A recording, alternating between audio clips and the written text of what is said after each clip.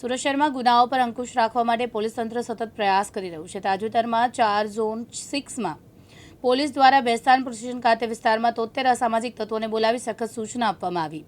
તમામ લોકો મિલકત સંબંધિત ગુનાઓમાં આરોપી છે, હાલ જામીન પર છે। ઝોન 6માં આવતા અલગ અલગ 8 પોલીસ સ્ટેશનના કુલ 73 આરોપીને ભેગા બોલાવવામાં આવ્યા। આ બધા આરોપીઓ વિવિધ ચોરી, ગરફોડ ચોરી, મિલકત સંબંધિત ગુનાઓમાં સંડોવાયેલા છે।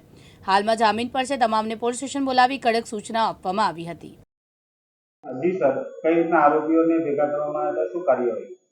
આજ રોજ પોલીસ કમિશનર સાહેબની સૂચના હેઠળ આજે ઝોન 6ના ટોટલ 8 પોલીસ સ્ટેશનના 73 આરોપીઓ જે મિલકત સંબંધી ગુનામાં આવ્યા હતા અને જામીન પર છૂટ્યા હતા તેવા 73 આરોપીઓને આજે બેસ્તાન પોલીસ સ્ટેશન ખાતે એકઠા કરવામાં આવ્યા હતા। દરેકને સૂચના આપવામાં આવી કે પોલીસની તમારી પર વોચ છે। તેમના લેટેસ્ટ ફોટા લેવામાં આવ્યા, લેટેસ્ટ મોબાઈલ નંબર લેવામાં આવ્યા તથા એમને એ પણ સૂચના કરી કે તમે હવે કાયદાના ધોરણે પોતાનું જીવન ગુજારો, અન્યથા પોલીસ તમને બીજા ગુનામાં લેશે, બીજો ગુનો કરશો અને પાછા તડીપાર જેવા સખત અટકાયતી પગલાં તમારા લેવામાં આવશે।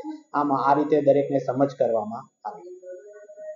સર, બધા ગુનેગારો કયા પ્રકારના ગુનાઓ કર્યા હતા અને કઈ રીતના રીઢા હતા? આ જે ગુનેગારો છે તેઓ અલગ અલગ મિલકત સંબંધી એટલે ચોરીમાં, ઘરફોડમાં એવા અલગ અલગ મિલકત સંબંધી ગુનામાં સંડોવાયેલા ગુનેગારો હતા। મુકેશ ગુરવ, દિવ્યાંગ ન્યૂઝ, સુરત।